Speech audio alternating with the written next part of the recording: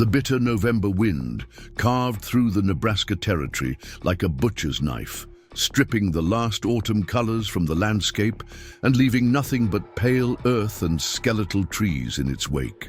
Emma Wilson's hands bled from splinters as she wedged the last wooden plank against her wagon's broken wheel. Her breath clouded in the fading light, each exhale a reminder that she was still alive, despite Jeremiah Blackwood's best efforts. Before we jump back in, tell us where you're tuning in from. And if this story touches you, make sure you're subscribed, because tomorrow I've saved something extra special for you. 3 days. 3 days since the wagon master had led the others away in the night, taking the strongest oxen and most of the ammunition, leaving her with nothing but her damaged cook wagon and the supplies too heavy or worthless to steal. 3 days of screaming his name into the endless prairie until her voice gave out.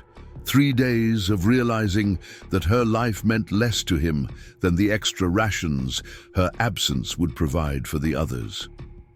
Emma slumped against the wagon, her fingers tracing the hand-painted sign that once proudly announced Wilson's Prairie Provisions in faded red letters. The irony wasn't lost on her. Surrounded by cooking supplies, but slowly starving because she couldn't risk a fire large enough to cook with. Not with the howls that circled her camp each night growing closer, bolder. The wind changed, carrying with it the unmistakable scent of horses and smoke, not her smoke, someone else's. Emma froze, her hand instinctively reaching for the rusted carving knife tucked into her belt, the closest thing to a weapon she had left. Her eyes scanned the horizon, finally settling on 3 silhouettes against the setting sun, mounted riders, approaching with the fluid grace of those born to horseback. Her heart hammered against her ribs.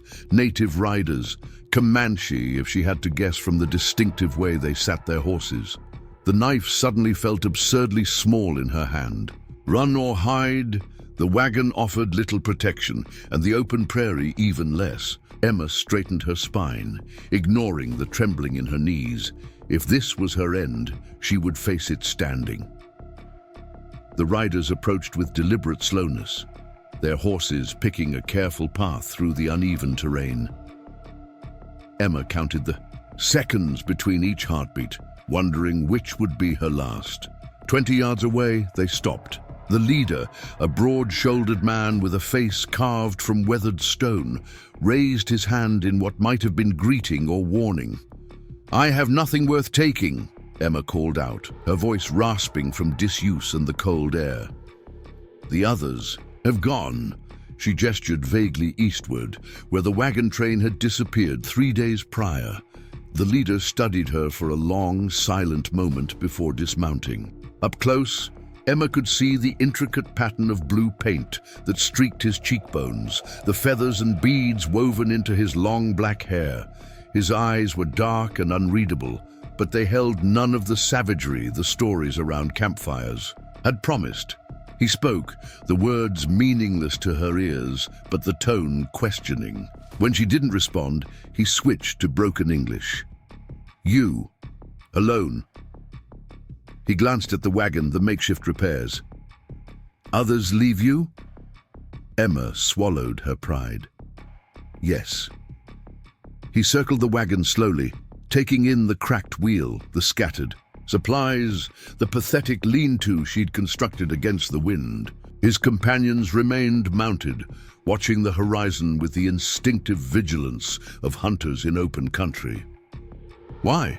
he asked finally. "I slowed them down," Emma said, the bitterness seeping through despite her efforts. The wagon master said, "We wouldn't reach the mountains before snow if we didn't leave the damaged wagons behind. So he leaves woman with food." The man's face remained impassive, but something like disgust flickered in his eyes. "White man ways strange." He said something to his companions, and they exchanged words in their native tongue. Emma tensed as he approached her again, but he merely held out a hand. "I am Dakota." Emma hesitated before taking his hand. "Emma Wilson, you die here," Dakota said, not unkindly. It wasn't a threat, merely a statement of fact, Night comes. Wolves come. You have no gun. Blackwood took them, she admitted, said they couldn't spare the ammunition. Dakota shook his head, clearly finding the wagon master's logic as twisted as she did. He turned to the horizon, where the sun was slipping behind, distant hills. Tonight cold, tomorrow colder. He pointed to her wagon. You have food? Flour, beans, coffee. Emma shrugged. Things too heavy to carry easily, or not worth the space in their wagons. Dakota conferred with his companions. Again, the younger of the two seemed agitated, gesturing at Emma and then toward the south. The third, an older man with a face lined like dry riverbed, remained silent but watchful. Nako says leave you, Dakota informed her bluntly. Says white woman brings soldiers, brings trouble. Emma felt ice spread through her veins. And what do you say? Dakota was silent for a long moment. I say no one deserves abandonment. Not even white woman who cooks for thieves. He turned to his horse and retrieved something from his saddlebag. A small bundle wrapped in leather. He unwrapped it to reveal strips of dried meat. Eat, he ordered, offering it to her. Then we talk.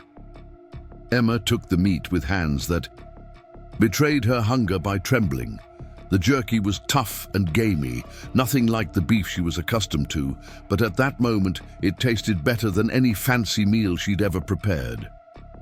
As she ate, Dakota inspected her wagon more thoroughly.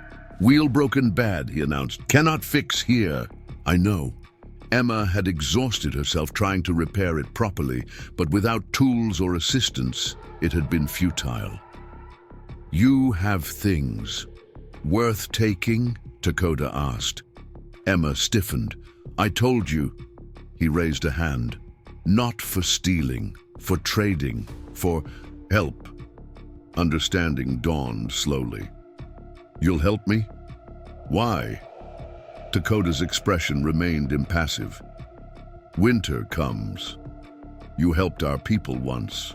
Emma frowned, confused. I've never... Last moon, family sick, hungry, woman, 2 children. You gave food at river crossing. The memory surfaced. A thin native woman with hollow cheeks and 2 small children watching from the riverbank. As the wagon train prepared to cross, Emma had slipped away, bringing them cornbread and dried apples while Blackwood was arguing with the scouts about the best crossing point. It had seemed such a small thing at the time. You remember now, Dakota said, seeing recognition in her eyes. Makya's sister lives because of this. He nodded to the oldest of his companions, who inclined his head slightly in acknowledgement. I didn't know, Emma said softly. Now you know. Dakota looked to the sky, where the first stars were appearing. Tonight we camp. Tomorrow we decide. Emma watched as the men efficiently set up a small camp, building a fire with far more skill than she had managed in the past 3 days. They positioned it in the lee of her wagon, where the light would be partially hidden from distant eyes. As warmth finally seeped into her bones, Emma felt the full weight of her exhaustion. She had spent the past 3 days oscillating between despair and rage, neither of which had allowed for much rest. Now, with the immediate threat of death by exposure somewhat diminished, her body demanded sleep. Dakota noticed her drooping eyelids. Sleep, he said, nodding to the lean-to. Watch. Trust didn't come easily after Blackwood's betrayal, but necessity overruled caution. Emma retreated to her makeshift shelter, wrapping herself in the quilt her mother had made for her journey west. As she drifted into uneasy sleep, she wondered what morning would bring. Rescue, or merely a different kind of doom. Dawn arrived, with a crystalline clarity that only comes with truly bitter cold. Emma woke to find frost coating the inside of her lean-to, her breath visible even within the shelter. Outside, Dakota and his companions were already awake, speaking in low tones around a small fire where coffee was brewing. Her coffee, she noted with a flash of irritation, that she immediately recognized as irrational. They had shared their food. Why shouldn't they use her supplies? Dakota nodded as she emerged. Cold day, he observed. Good day to travel. Travel where? Emma asked, accepting a tin cup of coffee from Makya with murmured thanks. South, Dakota replied, gesturing toward distant hills. Our winter camp. 2 days' ride. Emma looked at her wagon, the broken wheel, the supplies she couldn't possibly carry. I can't leave all this. It's all I have left. Dakota studied her for a moment. What is more important, things or life? That's not fair, Emma protested. Preparing and narrating this story took us a lot of time, so if you are enjoying it, subscribe to our channel. It means a lot to us. Now back to the story. These supplies represent my only chance at starting over when I reach California. Without them, I have nothing. You have nothing now, Dakota pointed out. Broken wagon, no horse, no gun, winter coming. Emma opened her mouth to argue, then closed it. He wasn't wrong. Nako, the younger hunter, spoke rapidly to Dakota, gesturing toward Emma, and then to the east. His tone was clearly argumentative. Dakota responded calmly but firmly, and whatever he said silenced the younger man, though Nako's expression remained stormy. What did he say? Emma asked.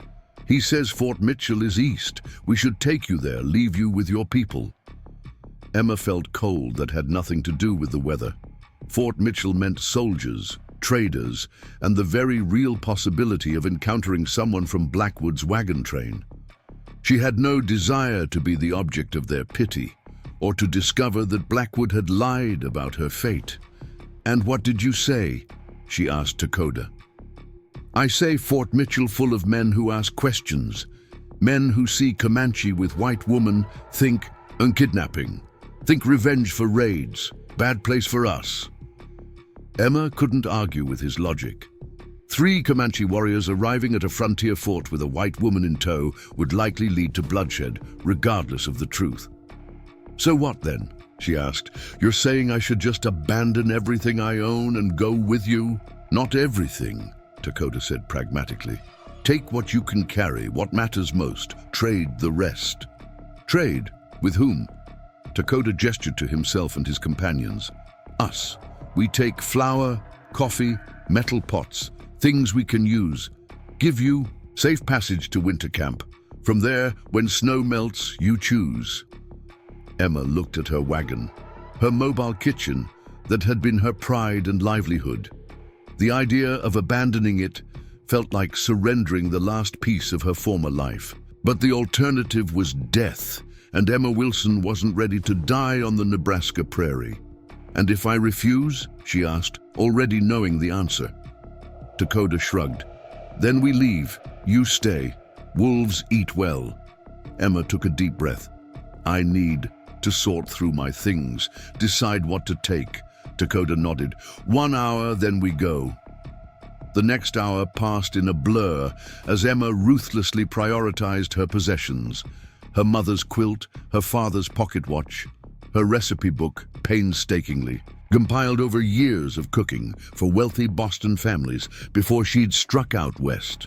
A small sewing kit, a change of clothes, her warmest shawl, everything else, the copper-bottomed pots, the hand-cranked coffee grinder, the flour and dried beans and salt pork, she surrendered to Dakota and his companions, who efficiently divided the goods between their horses. As the sun climbed higher, Makya approached with a spare horse, a small, sturdy mare with a gentle eye. For you, he said, one of the few English words he seemed to know. Emma stared at the horse, then at Dakota. Where did this come from? Was pulling travois, Dakota explained, indicating a V-shaped frame of poles that had been attached to the horse for dragging loads. Now carries you. Emma approached the mare cautiously. It had been years since she'd ridden, not since her father had sold their old farm horse to pay debts. The mare snuffled at her hand curiously. She is called Shappa, Dakota said, means red cloud in your tongue. Emma stroked the horse's russet neck. "Thank you," she said, meaning it. Nako finished securing the last of the traded supplies, his movements still radiating disapproval. He said something to Dakota that made the older man frown. "What now?" Emma asked. "He says you slow us down. Says winter camp's secret place, not for outsiders." "And you?" Dakota's gaze was level. "I say sometimes spirits place people in our path for reason. Good or bad, we must walk the path to know." He helped her mount Shappa, adjusting the makeshift bundle of her possessions behind the rudimentary saddle. As Emma settled herself, trying to remember how to sit properly on horseback, she cast one last look at her abandoned wagon. The Wilson's Prairie Provisions sign fluttered loosely where the wind had partially torn it free. Dakota followed her gaze. "Let go," he advised. "Look forward, not back." With that, he mounted his own horse and led them south, away from the rutted trail the wagon train had followed, and into the vast emptiness of the Nebraska sand hills. Emma didn't look back again. There was nothing behind her now but betrayal and bitter memories. The day passed in a haze of discomfort for Emma. Unused to riding, her muscles protested every stride of the horse beneath her. The cold wind burned her cheeks and numbed her fingers, despite the gloves Dakota had traded her. Simple leather mittens lined with rabbit fur, far warmer than her worn cotton gloves had been. They stopped only briefly at midday, just long enough to share strips of jerky and sips of water from canteens. Nako remained distant, watching the horizon more than the group. Makya, the eldest of the three, occasionally rode alongside Emma, pointing out features of the landscape and naming them in his language, then looking at her expectantly. "Paha," he said, pointing to a hill. "Paha," Emma repeated, earning a rare smile from the weathered warrior. "Good," he nodded. "You learn." By late afternoon, the landscape had changed subtly. The flat prairie gave way to rolling hills covered in pale, dried grass that rippled like a golden sea in the wind. Occasional stands of cottonwood trees marked the courses of hidden streams and gulches.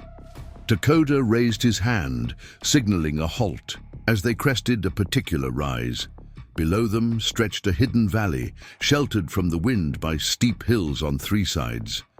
A small stream trickled through its center, bordered by trees still clinging to the last of their autumn leaves. "We camp here," he announced. "Good water, hidden from eyes." As they made their way down to the valley floor, Emma noticed signs that this was a regularly used campsite. A fire ring of stones, areas cleared of grass, even crude shelters of bent. Saplings that could be quickly covered with hides or canvas to form temporary lodges. Dakota and his companions, dismounted with practiced ease, immediately setting about the business of making camp. Dakota gestured to Emma. "You know fire?" Emma nodded. She might not be an experienced rider, but she certainly knew how to build and maintain a fire. While the men tended to the horses and unloaded supplies, she gathered kindling and larger pieces of deadwood, arranging them carefully in the stone circle. By the time Dakota returned with a handful of dried prairie herbs to add to the kindling, she had struck a spark with her flint and was gently blowing the first flames to life. He nodded approvingly. "Good fire. Strong hands." As the sun disappeared and darkness settled over the valley, Emma found herself seated by the crackling fire, nursing a bowl of stew made from jerky, dried corn, and wild onions that Makya had dug from the frozen ground. It was simple fare, but after days of near starvation, it tasted like a feast. Dakota sat across from her, his face illuminated by the dancing flames. "Tomorrow harder journey," he warned. "Higher hills, colder wind." "How much farther to your winter camp?" Emma asked. "One more day if weather good, 2 if snow comes." He glanced at the sky where stars glittered with knife-edge clarity. "No clouds. Good sign." Emma followed his gaze upward, marveling at the vast canopy of stars. In Boston, the night sky had been obscured by the glow of city lamps and coal smoke. Even with the wagon train, the campfires had dimmed the heavens. But here, in this hidden valley, the stars seemed close enough to touch. The stars are different. Here, she murmured. Dakota looked at her curiously. Stars same, you different. Emma considered this. Perhaps you're right. Nako and Makya had settled on the far side of the fire, speaking quietly in their language. Occasionally, Nako would glance at Emma, his expression unreadable in the flickering light. He doesn't trust me, Emma observed softly. Dakota didn't. Pretend to misunderstand. Nako's father killed by white men. His heart carries many stones. And you? Emma asked. Don't you have reason to hate white settlers too? Dakota was silent for a long moment, staring into the flames. Hate is heavy burden, he said finally. I carry enough burdens already. Before Emma could respond, a distant howl split the night, a wolf calling to its pack. Another answered, closer, then another. The horses shifted nervously and Nako rose to check on them. Many wolves this season, Dakota commented. Hungry like all things. Emma shivered, remembering the howls that had circled her makeshift camp the previous nights. Would they have attacked me if I'd stayed with the wagon? Dakota's gaze was steady across the flames. Yes, when hunger grows strong enough, fear grows weak. The blunt assessment sent another shiver through Emma. Dakota had been right. She would have died there, alone on the prairie, if they hadn't found her.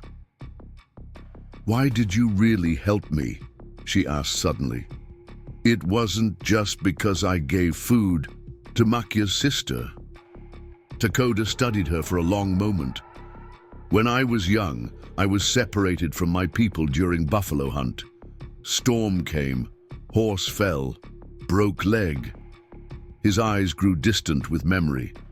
White trapper found me, could have killed me, taken my weapons, my medicine pouch. He touched a leather bag that hung at his belt. Instead, he shared fire, shared food, helped me find my people. One act of kindness deserves another, Emma said, understanding. The circle, Dakota agreed, making a motion with his finger. What goes out returns. The wolves howled again, their voices rising in eerie harmony. But here, beside the fire, surrounded by Dakota and his companions, Emma felt a security she hadn't experienced since leaving Boston. It was tenuous and strange. Safety in the company of men who, according to everything she'd been taught, should have been her enemies. As she wrapped herself in her mother's quilt and settled near the fire for the night, Emma found herself questioning everything she thought she knew about the frontier, about the people who inhabited it, and about her place within it. Blackwood and his wagon train, her own people, had abandoned her to die. These supposed savages had saved her life and shared their food.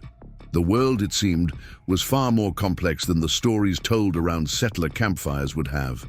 Her belief and as sleep finally claimed her, Emma wondered what other truths awaited discovery in the days ahead. The terrain grew more challenging as they ventured deeper into the sand hills, undulating dunes covered with prairie grass that concealed their true nature. Emma's thighs ached from gripping Shappa's sides, and her lower back throbbed with each step the mare took. She had forgotten how different riding was from sitting on a wagon bench. Dakota led them through the landscape with the confidence of someone who had traversed it countless times, following what appeared to Emma to be invisible trails. Occasionally he would halt, studying the ground or distant horizon before adjusting their course slightly. Despite her discomfort, Emma found herself admiring the way he read the land, a skill as foreign to her as her cooking techniques likely were to him.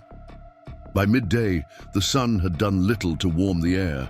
Their breath still clouded before them, and Emma's fingers, despite the fur-lined mittens, had grown numb. She flexed them periodically, wincing as feeling returned in painful prickles. Makya rode beside her now, his weathered face creased with concern as he watched her struggle.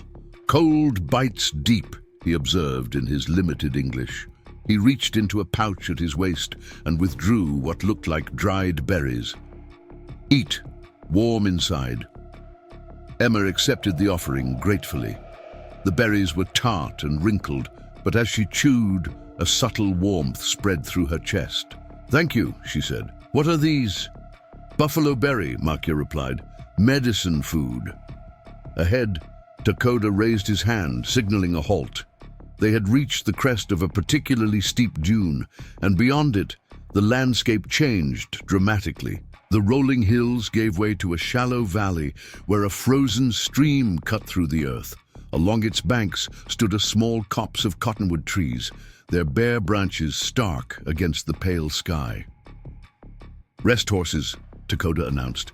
"Eat, then hard, riding before night."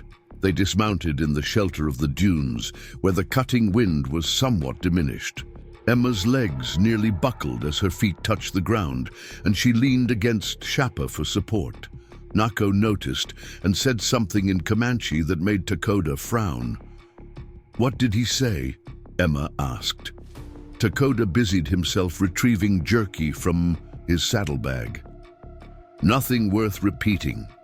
Emma straightened, her pride stung. "Tell me." Takoda regarded her for a moment, then shrugged. "He says you ride like child. Will slow us more when muscles stiffen." Emma felt heat rise to her cheeks. "I haven't ridden since I was a girl. I'm doing the best I can." "I know this," Takoda replied calmly. "Nako knows too. He fears weather change." He nodded toward the western horizon, where the crystalline blue of the morning sky had given way to a steely gray. "Storm comes. Maybe tonight, maybe tomorrow. We must reach winter camp before it hits." Emma followed his gaze, feeling a flutter of anxiety. "How much farther?" "Many miles," Takoda replied. "Hard country next, canyonlands, narrow trails." Makya had wandered to the edge of the frozen stream, kneeling to examine something in the snow-dusted earth. He called to Takoda, his voice low, but urgent. Takoda joined him, crouching to study what had caught the older man's attention. Their expressions grew grave. Emma approached cautiously. "What is it?" Takoda pointed to marks in the thin layer of snow, footprints, but not human. "Mountain cat," he said. "Big one, hunting." Emma glanced around nervously. "Is it still here?" "Gone now," Takoda assured her. "But not far. Hungry time makes all predators bold." "Like wolves," Emma murmured, remembering the howls that had circled her camp. "Yes, but wolves hunt together. Mountain cat hunts alone." Takoda straightened. "We eat quick, then ride. Stay close." They shared a meager meal of jerky and the last of Emma's cornmeal, mixed with water to form a simple gruel. Despite its plainness, the hot food revitalized her, and when Takoda signaled it was time to move on, Emma mounted Shapa with slightly less difficulty than before. As they descended into the valley, following the frozen stream, Emma noticed Nako and Takoda had rearranged their formation. Takoda still led, but Nako now rode behind Emma, with Makya at her side. They had placed her in the most protected position. The stream led them into increasingly rugged terrain, where the gentle sand hills gave way to eroded ravines and jutting rock formations.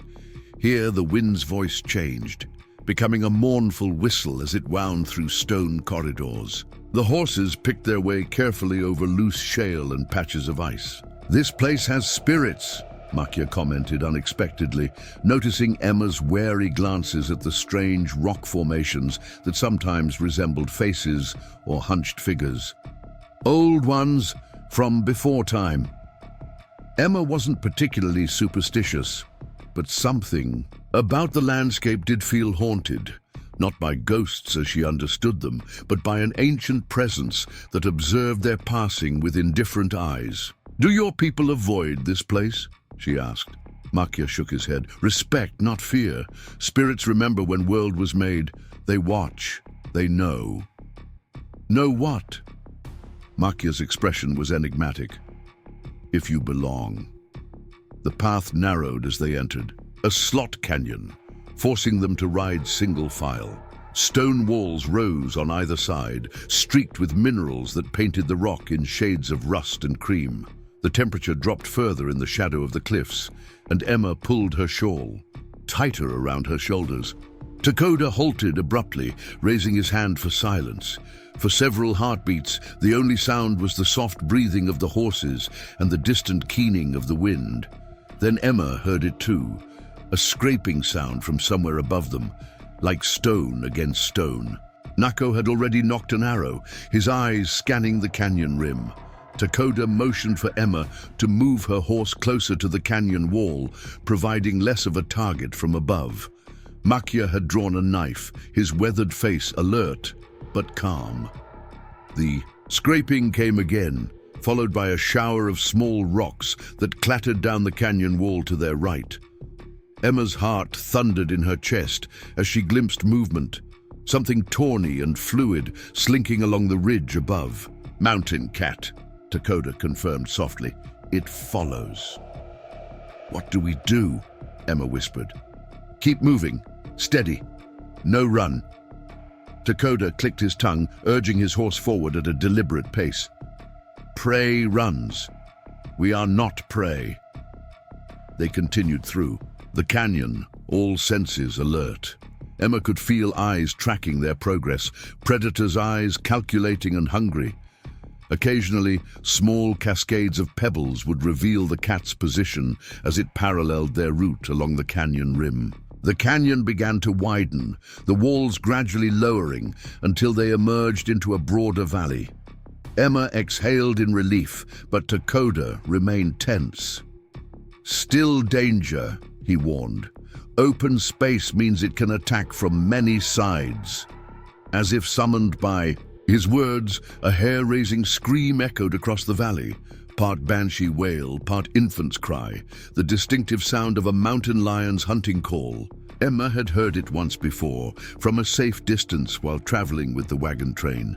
Now, with no wagon's wooden walls between her and the source, it sent ice through her veins.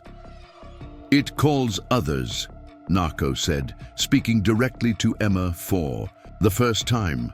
His English was better than she'd assumed. Female calls mate sometimes. There could be two. Emma's voice rose in pitch. Takoda studied the rocky outcroppings that dotted the valley floor. We make stand there, he decided, pointing to a cluster of boulders, perhaps 100 yards ahead. Defend from circle, not line. They urged their horses forward, moving at a brisk walk, rather than breaking into a panic-inducing gallop. Emma's every instinct screamed to flee, but she followed Takoda's lead, keeping Shapa steady despite the mare's nervous prancing. They had covered perhaps half the distance to the boulders when the attack came, not from behind or above, but from a depression in the valley floor that had concealed the predator perfectly. A blur of tawny fur and muscle exploded upward, targeting Makia's horse. The startled animal reared, nearly unseating the elderly hunter. The mountain lion, larger than Emma had imagined possible, raked its claws along the horse's flank before dropping back to all fours. Blood bloomed across the horse's hide, but the wounds appeared superficial, designed to panic rather than kill. Nako loosed an arrow that buried itself in the ground where the cat had been a split second before. The predator darted away, circling toward Emma's side of the group. Takoda wheeled his horse, placing himself between Emma and the threat. "To rocks!" he ordered. "Now!" Emma didn't need to be told twice. She dug her heels into Shapa's sides, and the mare lunged forward. Behind her, she heard the twang of another bowstring, followed by a yowl that might have been pain or frustration. The boulders loomed closer. Emma reached them first, pulling Shapa to a skidding halt and practically falling from the saddle in her haste. She scrambled between two large rocks, pressing her back against cold stone as Takoda, Makia, and Nako arrived seconds later. "Tie horses!" Takoda commanded, securing his own mount to a scrubby juniper that grew between the rocks. "Inside circle!" Emma fumbled with Shappa's reins, her fingers clumsy with fear and cold. Nako brushed her hands aside impatiently, completing the task in seconds before turning back to scan for the predator. "Where is it?" Emma whispered. "Watching," Takoda replied. "Learning." They formed a loose circle among the boulders, the horses corralled in the center. Makia examined his mount's wounds, 3 long gashes that seeped blood, but weren't life-threatening. He packed them with something from his medicine pouch, murmuring soothing words to the trembling animal. Minutes stretched into an hour. The mountain lion remained invisible, but Emma felt its presence like a weight on her skin. The sun had begun its descent toward the western horizon, the shadows lengthening across the valley floor.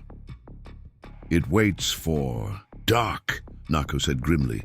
Emma looked to Takoda. "We can't stay here all night." "No," he agreed. "Soon we must choose, forward or back." "Forward," Makia said firmly, still tending his horse. "Back is longer journey. Storm comes." As if to emphasize his point, the wind shifted, carrying the scent of snow. The temperature, already bitter, dropped further. Emma shivered, pulling her inadequate coat tighter. Takoda noticed. Without a word, he shrugged out of his buffalo robe and draped it over her shoulders. The heavy fur was still warm from his body and carried an unfamiliar scent. Smoke and herbs and something distinctly masculine. "You'll freeze," she protested. "I have lived through many winters," he replied simply. "My blood runs hot." From somewhere beyond the boulders came the sound of stone against stone, deliberate this time, like a footfall, then another. The mountain lion was testing their defenses, circling the boulder cluster. Nako drew his bow, tracking the sounds. "It comes." Takoda pulled a knife from his belt, its blade longer and heavier than Emma's carving knife. He pressed it into her hand. "If it comes to you, strike for throat or eye. Do not hesitate." The weight of the weapon was both reassuring and terrifying. Emma had butchered chickens, dressed game, but never killed a living thing larger than a spider. The idea that she might soon have to drive this blade into a living predator made her stomach lurch. A low growl emanated from behind a boulder to her left. Emma whirled, knife raised, to find herself staring into amber eyes. The mountain lion crouched not 10 feet away, its massive head level with her chest, muscles bunched beneath its tawny coat. Up close, she could see the scars that marred its face, an old warrior experienced and cunning. Time seemed to slow. Emma felt rather than heard Takoda and Nako moving to flank her, but the cat's eyes remained locked on hers. In that suspended moment, she recognized something in its gaze, not malice, not cruelty, but the simple, implacable hunger of a creature fighting to survive the winter, just as she was. The mountain lion tensed, preparing to spring. Emma raised the knife, her body moving on instinct rather than conscious thought. But before either could act, a deafening crack split the air, a sound Emma hadn't heard since leaving the wagon train. A gunshot. The mountain lion yowled, jerking sideways as something tore through the air where it had been a heartbeat before. It vanished behind the boulders in a blur of movement. "Rifle," Nako breathed, sounding as shocked as Emma felt. "Where?" Takoda demanded, scanning the valley. A voice called out from the direction they had been traveling. A man's voice speaking, English with a heavy accent Emma couldn't place. "You there behind the rocks? Are you injured?" Takoda and Nako exchanged glances, a silent communication passing between them. Makia's hand drifted to his knife. "Answer," Takoda instructed Emma. "Your voice safer." Emma cleared her throat. "We're unharmed," she called back. "Just trapped by the mountain lion." "Stay put," the voice responded. "I'm coming to you." Minutes later, a figure appeared in the distance, a solitary rider leading a pack mule, approaching with the caution of someone who understood the dangers of the wild. As he drew closer, Emma could make out more details. A tall man bundled in furs, with a wide-brimmed hat pulled low against the wind and a rifle balanced across his saddle.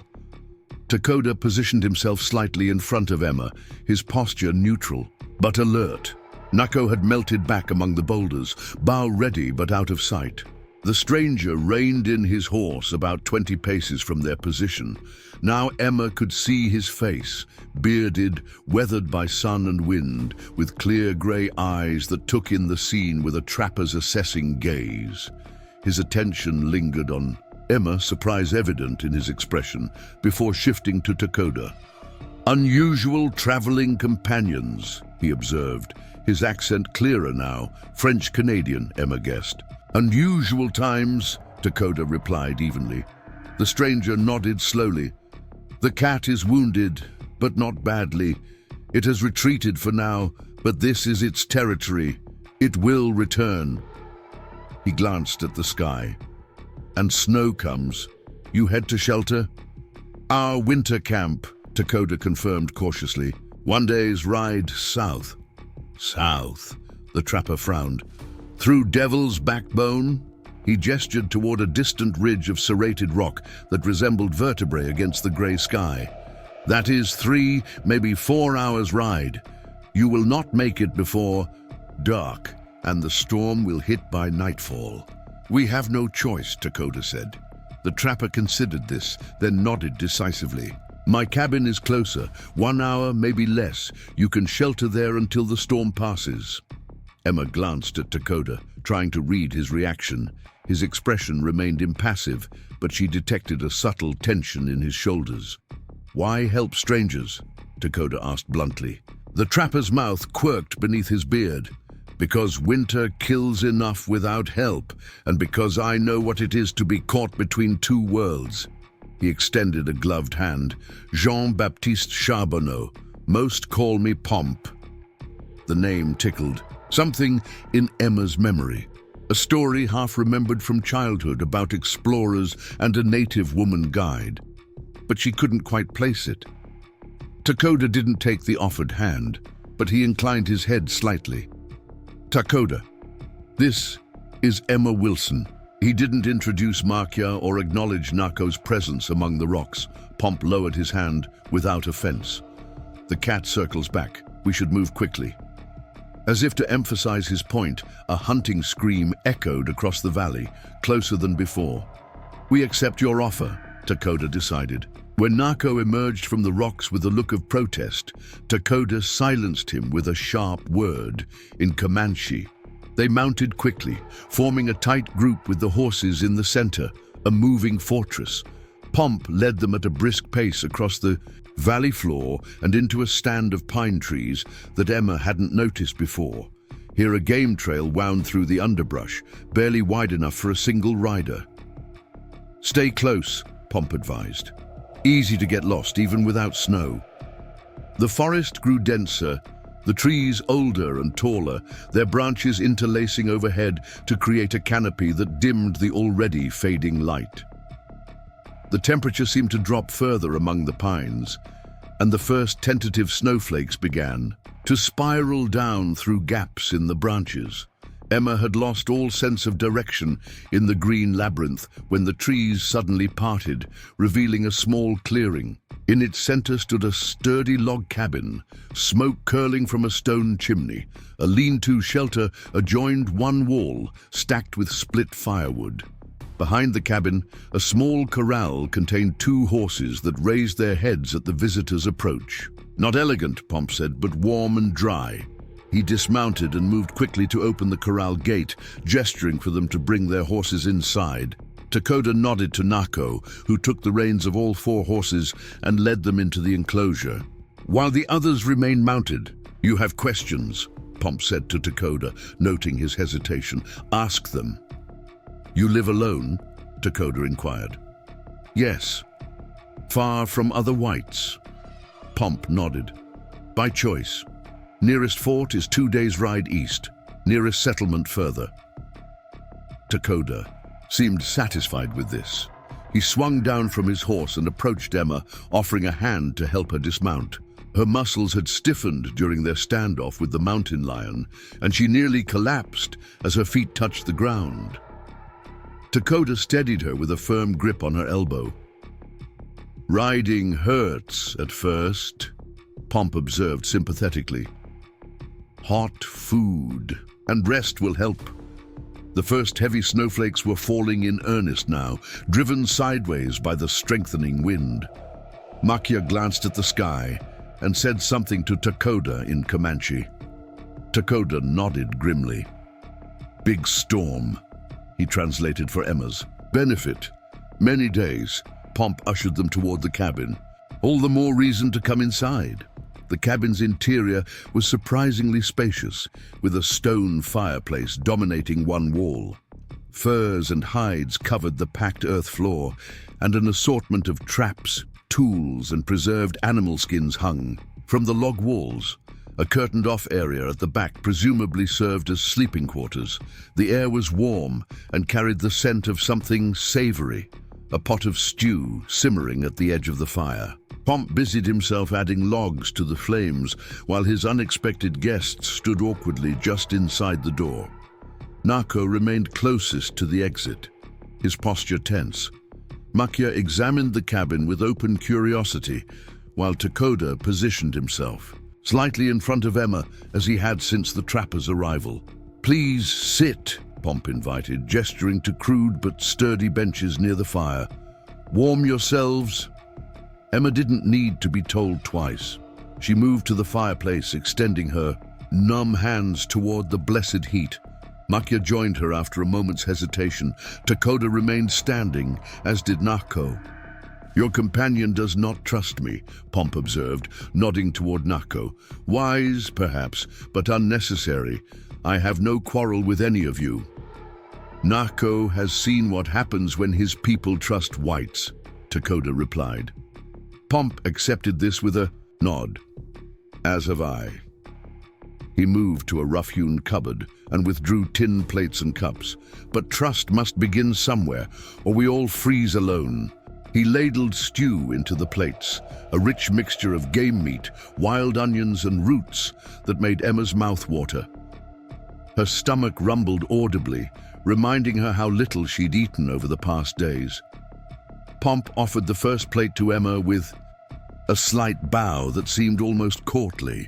"Ladies first, as my mother taught me." Emma accepted the food gratefully. "Thank you, Mr. Charbonneau." "Pomp, please. Only the government calls me Charbonneau, and never with good news."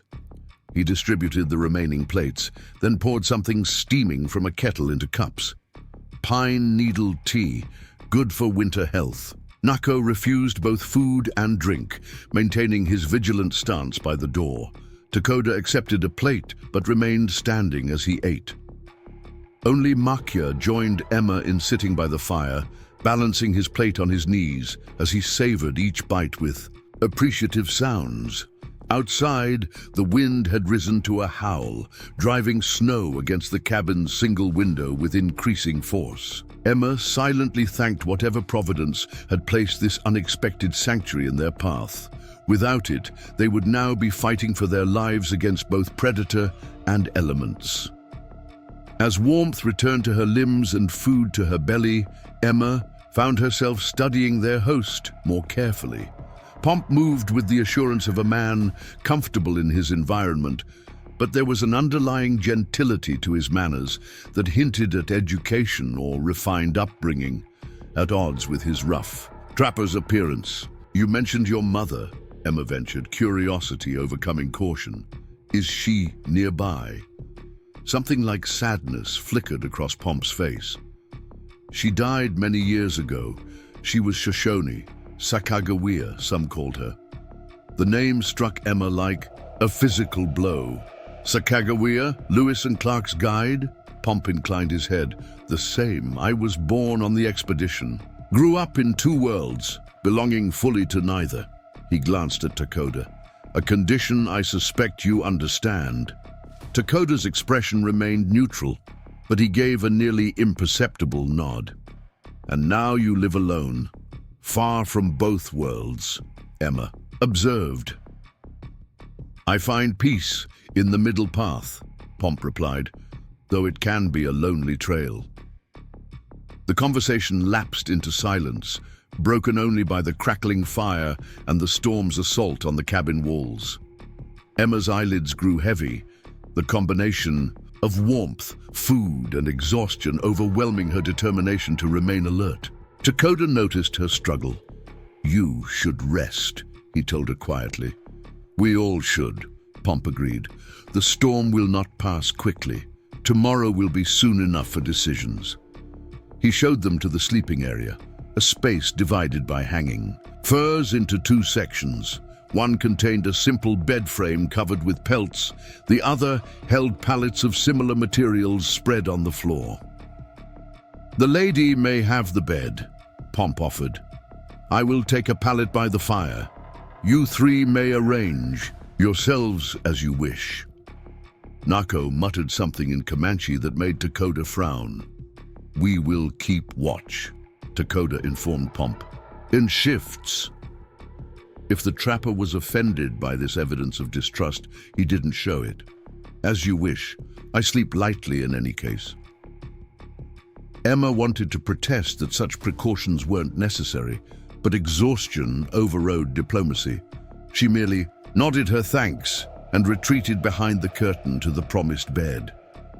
The last thing she heard before sleep claimed her was the low murmur of male voices, Dakota and Pomp, speaking quietly by the fire, words indistinguishable, but the tone suggesting the tentative formation of understanding. Emma woke to the muffled silence that only comes with heavy snowfall. For a moment, she forgot where she was, the unfamiliar sense of smoke and fur momentarily disorienting her. Then memory returned. The mountain lion, the storm, the French-Canadian trapper with his unexpected connection to history. Sunlight filtered through the cabin's single window, creating patterns on the rough-hewn floor. Emma couldn't tell if it was early morning or midday. The storm's persistent veil disguised time's passage. She rose quietly, wrapping her mother's quilt around her shoulders before pulling aside the fur curtain that separated the sleeping area from the main room. The cabin appeared empty at first glance. The fire had been banked to coals, and a pot of something, coffee by the smell, sat warming at its edge. Emma moved closer to the hearth, extending her hands toward the welcome heat. "Your friends keep strict watch," a voice observed, startling her. Pomp sat in a shadowed corner she hadn't noticed, whittling what appeared to be a small animal figure from a piece of pine. He nodded toward the door. "Two outside, one sleeping by the woodpile. They rotate every few hours, very disciplined." Emma glanced toward the window. Through the shifting curtain of snow, she could just make out a figure. Dakota, she thought, standing near the corral. "They're cautious by necessity," she said diplomatically. "As am I." Pomp set aside his carving and rose. "Coffee? It's chicory root mostly, but it warms well enough." Emma nodded gratefully. As Pomp filled a tin cup for her, she asked, "How long do you think the storm will last?" He handed her the steaming cup, his expression thoughtful.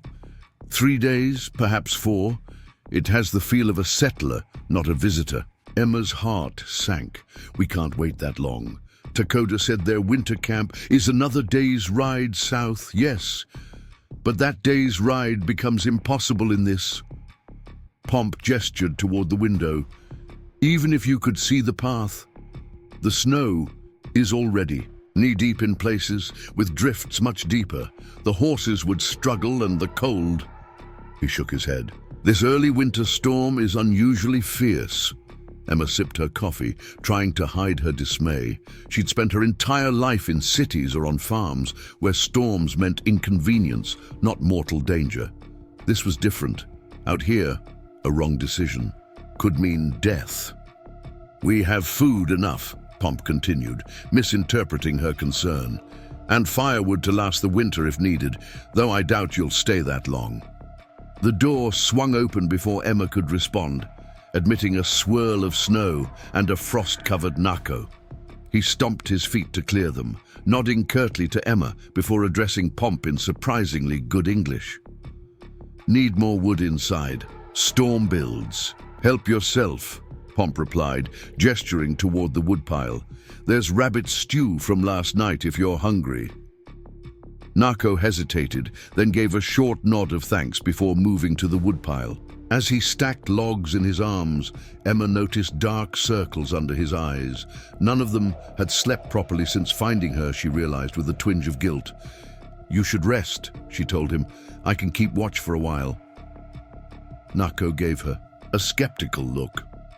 "You know signs of approach in snow can track movement through trees?" When Emma didn't answer, he nodded, as if confirming something.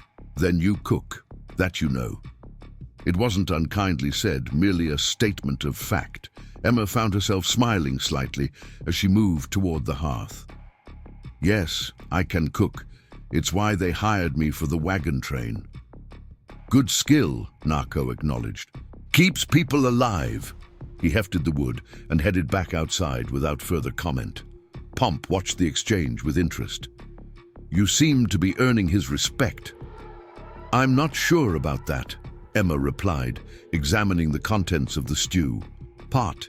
But I'm not completely useless, and I'd like to contribute while we're here." Pomp showed her where he kept his modest supplies. Jerky, dried berries, wild onions preserved in fat, cornmeal, and a few precious items like coffee beans and salt that he'd traded for at the fort. With these and the contents of his root cellar, potatoes, turnips and carrots grown in a small garden behind the cabin, Emma set about preparing a more substantial meal than the simple stew. By the time Takoda and Makya came in, stomping snow from their moccasins and bringing gusts of cold air with them, Emma had a thick vegetable and jerky soup simmering, cornbread baking in a Dutch oven, and coffee brewing fresh. The cabin filled with aromas that reminded her of her days cooking for the wagon train, days that now seemed to belong to another lifetime. "Smells good," Takoda observed, unwrapping a scarf from around his face. Ice had formed in his long hair from his breath, and his cheeks were reddened from cold. "Storm grows stronger." Makya moved directly to the fire, holding his gnarled hands toward the flames. Of the three hunters, he seemed most affected by the cold, his movements stiff and pained. "Old wounds remember winter," he explained when he caught Emma watching him. He flexed his fingers demonstratively. "Arrow here, knife here." He pointed to various points on his hands and arms. "Body remembers what mind forgets." Emma ladled soup into a bowl and brought it to him. "This should help." The old hunter accepted the food with a nod of thanks. As he ate, some of the pain seemed to ease from his face, color returning to his weathered cheeks. Outside, the wind intensified, howling around the cabin's eaves like a living creature seeking entry. Snow battered the window in waves, occasionally clearing just enough to reveal the savage whiteness beyond before closing in again. "We're not leaving anytime soon, are we?" Emma asked Takoda as she served him soup. He met her gaze directly. "No, not until storm passes." "And after?" Takoda considered this. "Depends on how much snow falls. If too deep, horses struggle. We might need to wait for surface to harden." "How long would that take?" "Days, maybe week." He noted her expression and added, "Winter camp can wait. Better alive and late than dead and never." This blunt assessment was difficult to argue with. Emma nodded and continued serving the meal, trying to suppress the anxiety that bubbled beneath her practicality. A week here meant a week closer to true winter, with its deepening cold and shortened days. A week further from any chance of reaching California before spring. Their host, who had been watching the exchange quietly, spoke up. "My cabin is yours for as long as needed. I have wintered with unexpected guests before." "You are generous to strangers," Dakota observed, a faint question in his tone. Pomp's weathered face creased in a slight smile. Strangers are just friends you haven't shared food with yet. He accepted a bowl from Emma with a grateful nod. Besides, winter is long. Conversation is welcome. The day passed slowly, marked by meals and the occasional necessity of braving the storm to check on the horses or bring in more firewood. By evening, the snow showed no signs of abating. If anything, the wind had intensified, finding every crack and crevice in the cabin's construction to inject needles of cold. Emma kept busy, partly from a genuine desire to contribute, and partly to keep her mind from dwelling on their situation. She reorganized Pomp's meager pantry, repaired a tear in his winter coat, and taught Makya a simple card game using a dog-eared deck she found in a drawer. As darkness fell, the men moved their bedrolls closer to the fire. Emma retreated behind the fur curtain to her borrowed bed, but sleep eluded her. The storm's voice changed with the night, becoming somehow more personal, more threatening. Each gust seemed directed specifically at their shelter, testing its strength and resolve. She must have dozed eventually, because she woke suddenly to a resounding crack from somewhere outside, followed by a tremendous crash that shook the cabin's walls. Emma bolted upright, her heart pounding. Voices murmured in the main room, and footsteps approached the curtain. "Emma," Dakota called softly. "All is well." Tree fell. Nothing more. "Is everyone all right?" she asked, voice thick with sleep. And concern. "Yes, go back to sleep." But the disruption had fully awakened her. Emma wrapped her quilt around her shoulders and pushed aside the curtain. The main room was dimly lit by the fire's glow. Dakota stood near her curtain, while Pomp and Nako were by the door, peering out through a narrow opening. Makya had apparently slept through the commotion and still snored softly by the hearth. "What happened?" Emma asked. "Pine tree couldn't hold the snow weight," Pomp explained, closing the door against a blast of wind. "Fortunate it fell away from the cabin and corral." "Will it cause problems when we try to leave?" Emma asked. Nako snorted softly. "If we leave, snow still falls." Emma moved to the window, wiping condensation from a corner of the glass with her sleeve. Outside, the world had been transformed into a ghostly landscape of white shapes and shadows. The snow reflected what little moonlight penetrated the clouds, creating an eerie illumination that was somehow both brighter and more obscuring than true darkness. "It's beautiful," she murmured, in a frightening sort of way. "Nature often is," Pomp agreed, joining her at the window. "Beautiful, frightening, indifferent to our plans." Dakota had returned to his place by the fire, his expression unreadable in the flickering light. Nako resumed his position near the door, vigilant even in the middle of a storm that made outside threats unlikely. "You should sleep," Pomp told Emma gently. "Tomorrow will be another long day of waiting." She nodded, suddenly aware of the cold seeping through her quilt. As she turned back toward the sleeping area, a strange sound caught her attention, a low, keening moan that didn't match the storm's normal voice. She froze, listening. Nako had also tensed, his hand moving to his knife. The sound came again, undeniably coming from outside the cabin. "What is that?" Emma whispered. Pomp was already pulling on his coat. "Someone's out there." Dakota rose, swiftly, blocking the trapper's path to the door. "Or something. Mountain lion hunts in storms sometimes." Pomp shook his head. "That's no cat." He reached for his rifle, checking that it was loaded. "I know a human cry when I hear one." The sound came again, weaker this time, more distant, or perhaps just fading in strength. Whoever or whatever was making it was either moving away or losing the ability to call out. Nako and Dakota exchanged glances, some silent communication passing between them. After a moment, Takoda nodded and reached for his own coat. "We go together," he told Pomp. "Nako stays with Emma and Makia." Nako clearly didn't like this arrangement, but he didn't protest. Emma watched anxiously as the two men wrapped themselves against the elements, Pomp tying a rope around his waist and handing the other end to Takoda. "If we get separated in the white," he explained, "the rope may save us both." Takoda nodded grimly and secured the rope. Pomp lit a lantern, though its glow seemed feeble against the storm's fury. With one last glance at those remaining inside, the men stepped out into the night, instantly swallowed by swirling snow. The minutes stretched interminably. Emma paced by the window, straining to see any sign of the men or the mysterious caller. Nako remained by the door, as still as a statue, but for his eyes, which tracked her movement. "They will be fine," he said eventually, seeming to tire of her nervous energy. "Takoda has survived worse. And if someone's really out there? In this?"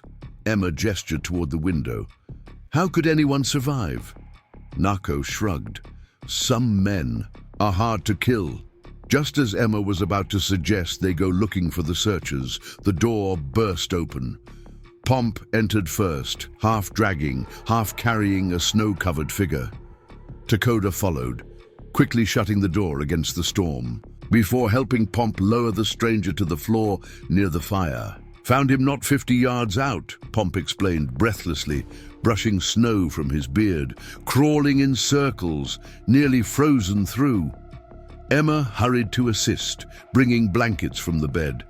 The stranger was a young man, perhaps in his early 20s, with a blood-crusted gash across his forehead. His clothes, while appropriate for travel, were inadequate for a blizzard. His hands were bare and frighteningly white where they protruded from his coat sleeves. "Frostbite," Takoda confirmed, examining the man's fingers carefully. "Not too deep yet. Might keep hands." Makia had awakened during the commotion and now knelt beside the stranger, pulling items from his medicine pouch. He barked instructions to Emma in broken English, pointing to Pomp's kettle. "Water, warm, not hot. Snow in bowl, cold water." Emma hurried to comply, understanding that they needed both warm and cold water to treat the frostbite. As she worked, Pomp removed the young man's frozen boots to reveal feet in similarly concerning condition. "Foolish to travel in such weather," Nako commented from where he'd maintained his position by the door. "Perhaps not by choice," Pomp replied, noting the crude bandage wrapped around the man's left calf. He carefully unwound it to reveal an ugly wound that had clearly become infected. The stranger moaned, eyelids fluttering. His lips moved, forming words without sound. Emma leaned closer, trying to make out what he was saying. "Black wood," the man whispered hoarsely. Emma stiffened, the bowl of snow she was collecting nearly slipping from her grasp. "What did you say?" The man's eyes opened fully for the first time, unfocused and fever-bright. "Blackwood," he repeated more clearly. "Jeremiah Blackwood. The wagon master who abandoned you?" Takoda asked Emma, having made the connection immediately. She nodded, stunned. "Yes, but..." She turned back to the stranger. "Who are you? How do you know Blackwood?" "Thomas," the man murmured. "Thomas Hayes. I was with the train." His eyes drifted closed again, strength exhausted by even this brief exchange. Emma sat back on her heels, mind racing. Thomas Hayes. The name was vaguely familiar. A young man who had joined the wagon train. In Kansas City, she thought. Quiet, kept to himself mostly. She'd paid him little attention, focused as she'd been on her cooking duties. "He's from your wagon train?" Pomp asked, helping Makia apply a pungent salve to the frostbitten extremities. "Yes, I think so. But why? Is he out here alone?" The train was heading east, not south. "Questions for when he's stronger," Takoda advised, covering the young man with another blanket. "First we heal body, then we learn story." Through the remainder of the night, they worked in shifts to care for Thomas. His fever spiked dangerously, his mutterings becoming more incoherent. Occasionally he would cry out, fighting against invisible assailants, before subsiding into exhausted unconsciousness. By dawn, his condition had stabilized somewhat. Makia's herbal remedies and Emma's cool compresses had brought the fever down, and color was returning to his previously frozen fingers and toes. Emma took the morning watch, sitting beside him as the others caught what sleep they could. The storm continued unabated outside, but inside the cabin, a different kind of tension had developed. The anticipation of answers that might reshape their understanding of their situation. Thomas stirred, his eyes opening with more clarity than before. He stared at Emma for a long moment, confusion evident in his expression. "Miss Wilson," he whispered. "Am I dreaming?" "No, Thomas. I'm really here." She offered him water, supporting his head as he drank. "How do you know me?" "Cook Wagon," he managed. "Best biscuits on the trail." Despite everything, Emma felt a small spark of pride at the compliment. "What happened, Thomas? Why aren't you with the wagon train?" He winced as he shifted position. "Blackwood happened after we left you." He paused, seeming to realize the implications of his statement. "He told everyone you'd chosen to stay behind, that you had family. Nearby you were joining." Emma's mouth tightened. "A convenient lie." "I suspected as much," Thomas admitted, "but challenging Blackwood, no one does that. Not twice, anyway." He touched his bandaged leg gingerly. "Found that out the hard way." "He did this to you?" Emma gasped. Thomas nodded weakly. "Not directly, but close enough. I spoke up when he wanted to leave another family behind. Mother with sick children. Couldn't keep pace. Said it wasn't right, leaving people to die just to make better time. And that night, I was on watch. 2 men, Blackwood's friends, jumped me. Said I was causing trouble, needed to be taught respect." His voice grew bitter, beat me, stabbed me, then threw me from a moving wagon the next day when we were crossing rough country. Said if I was so concerned about people being left behind, I could experience it myself. Emma's hand flew to her mouth, horror and anger warring within her. She had known Blackwood was callous and calculating, but this level of cruelty exceeded even her worst assessment of the man. "How did you find us?" Dakota asked, having risen from his sleep spot by the fire to join the conversation. Thomas startled at the sight of the Comanche warrior, his eyes widening in alarm. "It's all right," Emma assured him quickly. "These men saved my life after Blackwood abandoned me. They're friends." Thomas relaxed marginally, though he still eyed Dakota with uncertainty. "I didn't find you on purpose. After they threw me out, I tried to follow the wagon trail, but my leg got worse. Fever started, lost my bearings in the hills." He gestured vaguely. "When the storm hit, I was already half delirious, saw a light through the snow, tried to reach it." "Fortunate you did," Pomp commented, joining them. "Another hour in that cold, we'd be burying you instead of tending you." Thomas's gaze moved between them all, taking in the unlikely gathering. A white woman, a French-Canadian trapper, and 3 Comanche hunters, all sheltering together in a remote cabin during a blizzard. He gave a weak laugh that dissolved into a cough. "Not the rescue I imagined," he admitted when he'd recovered, "but I'm grateful nonetheless." Emma helped him drink more water. "Rest now. You're safe here." As Thomas drifted back to sleep, Emma caught Dakota's eye. Something unspoken passed between them, an acknowledgement that their situation had changed with Thomas's arrival. Whatever plans they made now would need to account for an injured man who couldn't travel quickly, if at all. The day progressed with the slow rhythm that had already become familiar. Emma cooked, Makia tended Thomas, Nahko maintained his watchful presence, and Pomp busied himself with small repairs around the cabin. Dakota moved between activities, helping where needed, but often standing at the window, gazing out at the unrelenting storm as if by sheer will he could force it to abate. By evening, Thomas was lucid enough to join them for a proper meal, propped up with blankets near the fire. As they ate stew and cornbread, he filled in more details of what had happened after. Emma had been abandoned. Blackwood's been pushing the train hard, trying to reach the eastern settlements before the mountain passes close completely, he explained. We were already behind schedule because of breakdowns and a cholera outbreak back in August. I remember.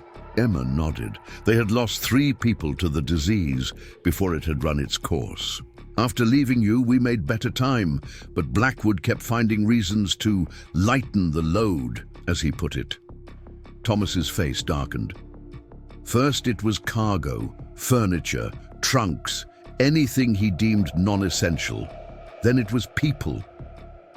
The mother, with sick children, Dakota recalled. Sarah Jenkins and her little ones, yes, but there were others too. An old man who couldn't keep up with Blackwood's pace. A young couple whose oxen had died.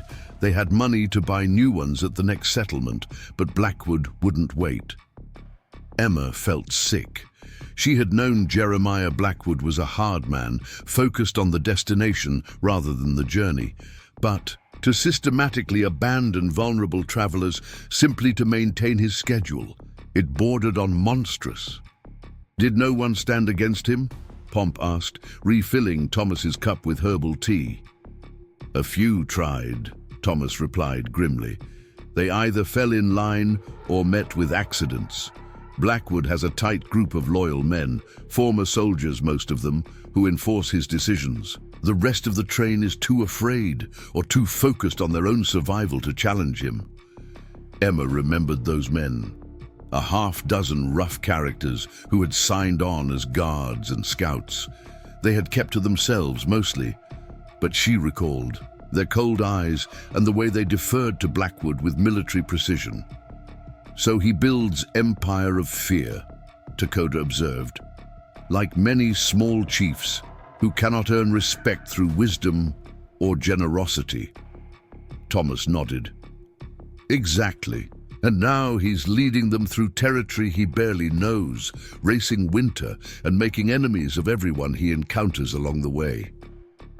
Including the Comanche, Nako spoke up, his voice hard.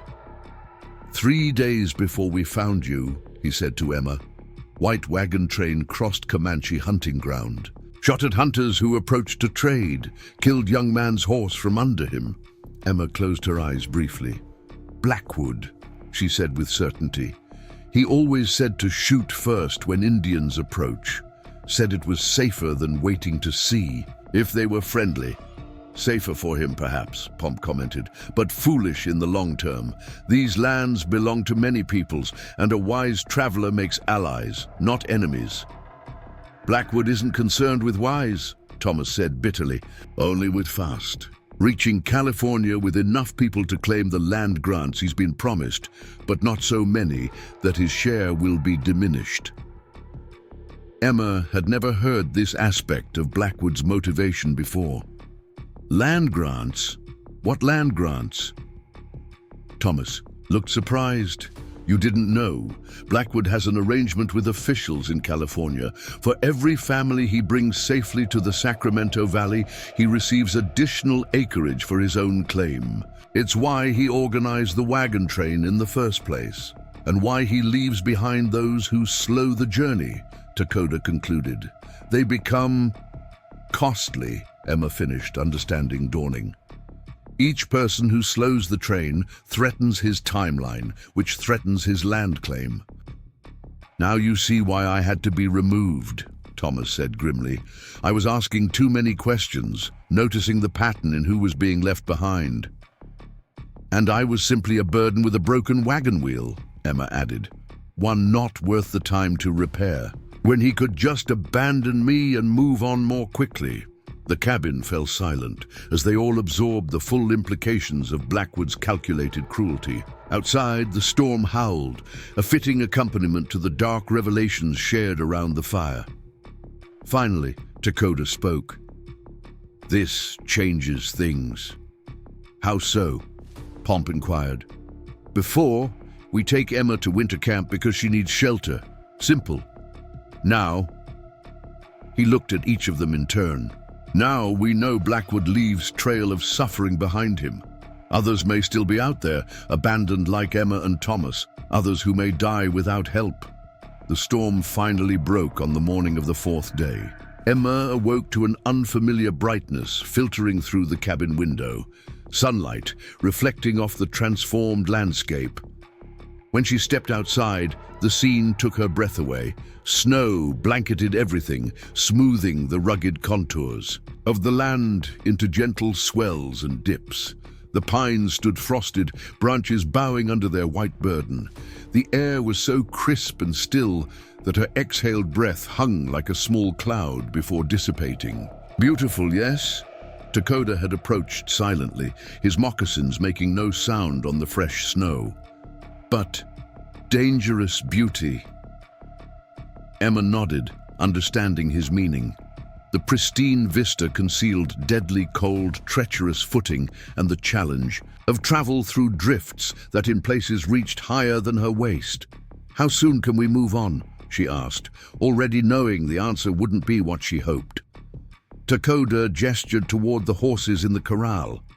They stood huddled together, steam rising from their backs in the morning light. Horses need rest. Thomas needs healing. Snow needs settling.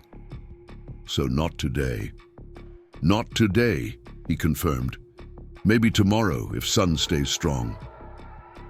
They stood in companionable silence for a moment, watching as Nako and Pomp worked to clear a path. From the cabin to the woodpile and corral, Makia had remained inside with Thomas, continuing to treat the young man's wounds with his herbal remedies, which seemed to be working more effectively than anything Emma had seen from the wagon trains. Medical supplies. What happens when we leave here? Emma asked finally. You mentioned searching for others that Blackwood might have abandoned.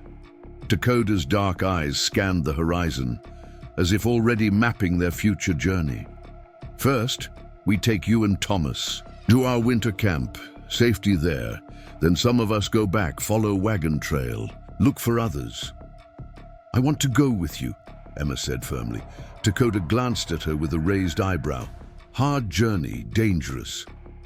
I know, but if there are others out there, women, children, they might be more willing to trust seeing another woman with you.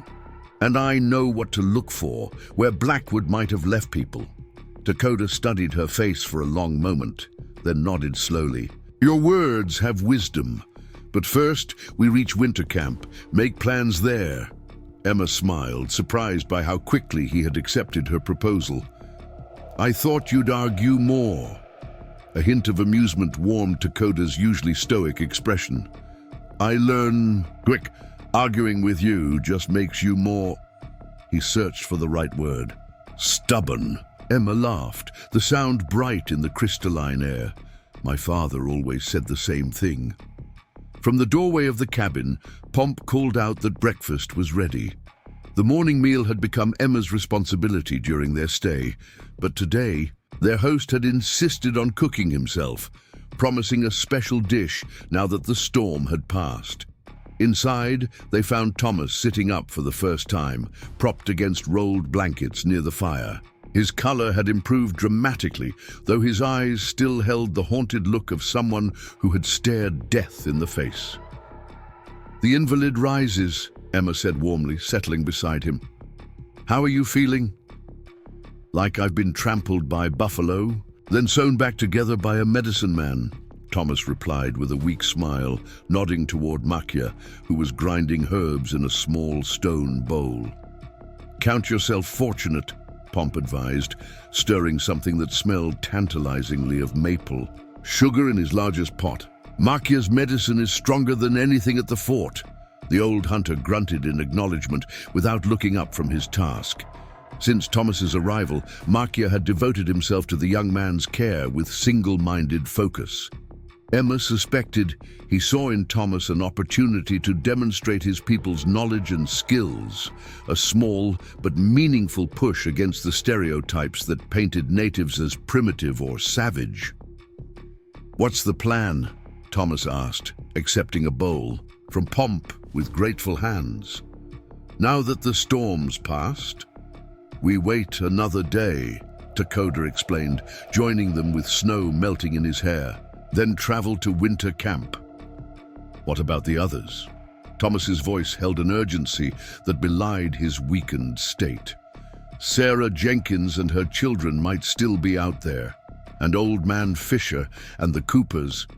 We will look for them," Dakota assured him. "But first, safety for you and Emma." Thomas seemed ready to argue, but was interrupted by his first taste of Pomp's breakfast, a rich porridge sweetened with maple sugar and studded with dried berries and crushed nuts. His expression transformed from concern to appreciation. "This is incredible." "Sugar snow feast," Pomp explained. "Tradition when first big snow comes, to remind us that winter brings gifts as well as hardships." Emma savored her own portion, the sweetness a welcome change from their usual fare. As they ate, Pomp described their route to the Comanche winter camp, a journey that would take them further south, through a pass in the hills that only the native hunters knew well. "The snow will make it slower going," he warned. "What was one day's ride before the storm may now take two." "And you?" Emma asked. "Will you come with us?" Pomp shook his head. "My place is here, but I can provide supplies. Better clothing, all for the cold." He glanced at Thomas. "And a travway for him, since he cannot ride." Thomas frowned. "I don't want to slow anyone down." "You won't," Dakota said simply. "Travois is a good way to travel wounded. Our people have done this for generations." The day passed in preparations for their departure. Pomp and Nako constructed a travois, a triangular frame of poles that could be dragged behind a horse, with a platform of woven rawhide strips to support Thomas. Emma sorted through their combined food supplies, setting aside portions for the journey and ensuring nothing would be wasted. Makia prepared additional medicines, including a poultice for Thomas's wounded leg and a tea that he insisted everyone drink daily to ward off winter sickness. Dakota spent most of the day outside, sometimes visible through the window as he checked the horses or studied the snow's condition, often disappearing for hours as he scouted their planned route. When he returned in the late afternoon, his expression was grim. "Problem?" Emma asked, recognizing the tension in his posture. "Maybe." He shook the snow from his outer garments before approaching the fire. "Found tracks, fresh ones, not animal." Nako immediately moved away from his work on the travois. "How many?" 5, maybe 6 men, on horseback." Dakota accepted a cup of hot tea from Emma, his cold, reddened hands curling gratefully around the warmth. "Moving east to west, crossing our planned path." "Soldiers from the fort," Pomp suggested. Dakota shook his head. "No uniforms, no military order to tracks. These men ride loose like hunters or raiders." A heavy silence fell over the cabin. Emma glanced at Thomas, whose face had paled. "Blackwood's men?" she asked quietly. Thomas nodded slowly. "Could be. He has scouts who range ahead and to the sides of the wagon train. They look for water, game, and—" He hesitated. "And?" Pomp prompted. "And people to rob," Thomas finished grimly. "Isolated settlers, small hunting parties, anyone vulnerable. Blackwood calls it supplementing our supplies." Nako spat into the fire. "Thieves." "Worse than thieves," Thomas corrected. "They've killed for less than the supplies in this cabin." Emma felt a chill that had nothing to do with the winter air. The idea that Blackwood's influence might reach them even here, in this remote sanctuary, was deeply unsettling. "We should leave. Now," she suggested, "before they find us." Dakota shook his head. "Too late in day. Night comes quick. Better to prepare, leave at first light." Pomp nodded in agreement. "Night travel in fresh snow is asking for broken legs or worse. but we should prepare as if they might find us before then." The mood in the cabin shifted, from purposeful preparation to tense vigilance. They continued their tasks, but now with one eye always toward the window or door. Weapons were checked and positioned for easy access: Takoda's and Nako's bows, Makia's knives, Pomp's rifle and pistol. Even Emma found herself keeping her cooking knife closer at hand. As darkness fell, they extinguished all but the smallest, fire, enough to provide warmth, but not the telltale smoke that would draw attention from a distance. Pomp brought out extra blankets to compensate for the reduced heat, including a magnificent buffalo robe that he insisted Emma use. "This was my mother's," he told her quietly as he handed her the massive fur. She would want another strong woman to have its protection. Emma accepted the gift with appropriate solemnity, touched by both the gesture and the acknowledgement of a strength she wasn't entirely sure she possessed. They arranged their sleeping positions strategically. Nako by the door, Takoda near the window, Pomp and Makia flanking Thomas, who had been moved to the most protected corner of the cabin. Emma's place was near Thomas, where she could tend to him if needed, while remaining furthest from potential entry points. Despite the tension, sleep eventually claimed them all in turns. They had established a watch rotation, with each person taking 2 hours before waking the next. Emma insisted on being included, despite initial protests from the men. "I can watch as well as any of you," she argued, "and it gives each of you more rest." Her logic was irrefutable, and so she found herself sitting awake in the small hours of the morning, wrapped in the buffalo robe, listening to the profound silence of a snow-covered world. The fire had burned down to coals that cast just enough light to see the sleeping forms of her companions. Thomas murmured occasionally in his sleep, perhaps still fighting the fever dreams that had plagued him earlier. Emma moved to the window, careful to stay to the side rather than present a silhouette against the faint light from within. Outside, the moon had risen, casting the snow-covered landscape in silver and shadow. She scanned the tree line, the path to the corral, the ridge. Beyond, all peaceful, all still, until it wasn't. A movement caught her eye, so subtle she might have missed it if she hadn't been staring intently at that exact spot. A shadow detached itself from the darkness of the trees, followed by another and another. Men moving with deliberate stealth toward the cabin. Emma's heart leapt into her throat. She backed away from the window and moved swiftly to Takoda's side, placing her hand lightly over his mouth as she shook him awake, a precaution he had taught her to prevent a startled reaction. "That might make noise." Takoda was instantly alert, his eyes questioning. Emma leaned close to whisper in his ear. Men approaching from the trees, at least 3. He nodded once, then moved to wake Nako with the same silent technique. Emma roused Pomp while Takoda alerted Makia. Within moments, all were awake except Thomas, whom they decided to let sleep unless the situation demanded otherwise. Pomp checked his rifle, loading it with practiced efficiency despite the dim light. Nako and Takoda strung their bows, while Makia positioned himself near Thomas, 2 wicked-looking knives ready in his gnarled hands. "How many?" Takoda asked, in a barely audible whisper. "I saw 3, Emma replied. "Maybe more." "Positions?" Nako demanded. Emma described exactly where she had seen the men and in which direction they had been moving. Nako nodded approvingly at her precision. "We'll try door first," Takoda predicted, quieter than window. Pomp gestured for Emma to move back toward Thomas, positioning herself in the cabin's most defensible corner. She went reluctantly, wishing she had more to offer than her cooking knife and limited experience. The minutes stretched interminably. Emma strained her ears for any sound from outside, but the snow seemed to absorb all noise, creating an unnatural silence. Even their breathing seemed muffled. Then came the faintest of scrapes against the door.